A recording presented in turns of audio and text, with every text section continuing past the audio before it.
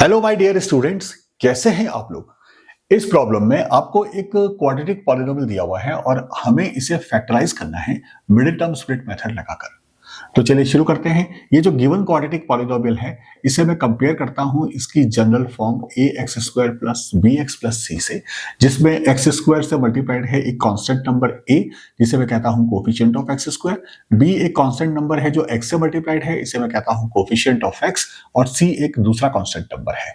तो इन दोनों को अगर मैं कंपेयर करूं तो पहले स्टेप में मुझे मिलता है ए की वैल्यू 7, बी की value twice of square root 14 और सी की वैल्यू है 2।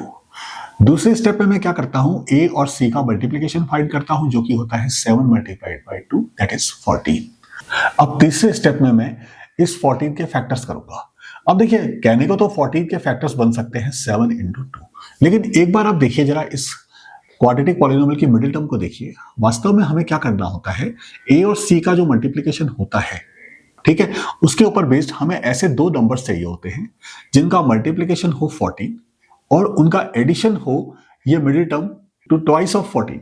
अब ऐसे दो नंबर्स जिनका मल्टीप्लिकेशन क्या होना चाहिए 14, और उन्हीं दो नंबर का जो एडिशन है, उन दोनों नंबर्स का जो एडिशन है वो है ट्वाइस ऑफ 14। तो आपको क्या लगता है ये दो नंबर्स क्या हो सकते हैं? क्या ये नंबर्स ऐसे नहीं हो सकते, square root of 14 plus square root of 14? देखिए इन दोनों का नंबर क्या है, ट्वाइस ऑफ स्क्वायर रूट 14, और square root of 14 multiplied by square root of 14 क्या होता है 14 इटसेल्फ। तो हमें वो दो नंबर्स मिल चुके हैं, ठीक है, जिनका एडिशन है twice of square root of 14 और उनका मल्टीप्लिकेशन है 14। मैं फिर से एक बार इस क्वाड्रेटिक पॉलिनोमियल को कंसीडर करता हूं। मैं लिखता हूं 7x square plus twice of square root of 14x plus 2। अब ये जो मिडिल टर्म है ये स्प्लिट करेंगे, हम इसे लिखेंगे 7x square square root of 14x plus square root of 14x plus 2। अब पहली दो टर्म्स में से हम कॉमन टर्म निकालते हैं। देखिए, देखने पे तो हमें पहली नजर में ही पता लगता है कि इसमें इन दोनों टर्म्स में जो नंबर कॉमन नंबर है वो है x।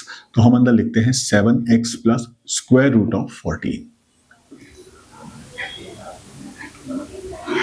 ठीक है। बाकी की दो टर्म्स को मैं भी फिलहाल कॉपी कर रहा हूं। अब जरा देखिए ध्यान से, 7 और रूट 14 में क्या कुछ कॉमन नहीं है? वैसे तो हमें लगता नहीं है, लेकिन देखिए मैं 7 को लिख सकता हूं, 7 लिखा जा सकता है square root of 7 multiplied by square root of 7, और स्क्वायर रूट ऑफ 14 लिखा जा सकता है square root of 7 multiplied by square root of 2। तो अगर अब मैं कह सकता हूं इन दोनों को देखकर कि इन दोनों नंबर्स में क्या कॉमन है, ये रूट 7 कॉमन है। जी हाँ, तो अगर रूट 7 में कॉमन बाहर निकाल लूं या बाहर आउटसाइड द ब्रैकेट्स लिख लूं तो मुझे मिलेगा रूट 7x, यहां पे रह जाएगा रूट 7x ओनली, और रूट 14 में से अगर रूट 7 चला गया तो यहां मिलेगा मुझे स्क्वायर रूट 2। चलिए अब बाकी की दो टर्म्स को भी देखते हैं। मैं क्या करता हूं, यहां पे अ पेयर ऑफ ब्रैकेट्स बनाता हूं, और ये जो पहले वाले पेयर ऑफ ब्रैकेट्स में जो नंबर्स लिखे हैं उनको एज इट इज कॉपी कर देता हूं। ये बन जाएगा root 7x plus square root 2। अब देखिए यहां से इन दोनों नंबर से क्या कॉमन लिया जाए कि ब्रैकेट्स के अंदर रूट 7x प्लस रूट 2 रह जाए। तो देखिए आप, रूट 14 में से क्या कॉमन लिया जाए कि रूट 7 रह जाए। रूट 14, या देखिए रूट 14 में से क्या कॉमन लिया जाए कि अंदर रूट 7 रह जाए। ऑब्वियसली रूट 2 लिया जाएगा बाहर, ठीक है। मैं इसे लिख सकता हूं, एडजस्ट करते हैं, स्क्वायर रूट 2। देखो स्क्वायर रूट 2 और स्क्वायर रूट 7 इन दोनों का मल्टीप्लिकेशन क्या है, स्क्वायर रूट 14, ठीक है।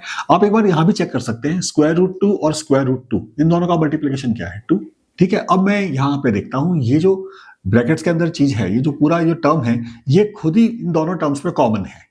तो इसे रूट 7x प्लस रूट 2 को ही एज ए कॉमन टर्म की तरफ बाहर लिखा जा सकता है, और इनसाइड द ब्रैकेट्स क्या रहेगा, यहाँ पे इसकी जगह आ जाएगा स्क्वायर रूट 7x और ये हो जाएगा स्क्वायर रूट 2। तो हम देखते हैं कि हमने ये जो गिवन पॉलिनोमियल है इसे फैक्टराइज कर दिया है इन दो टर्म्स में।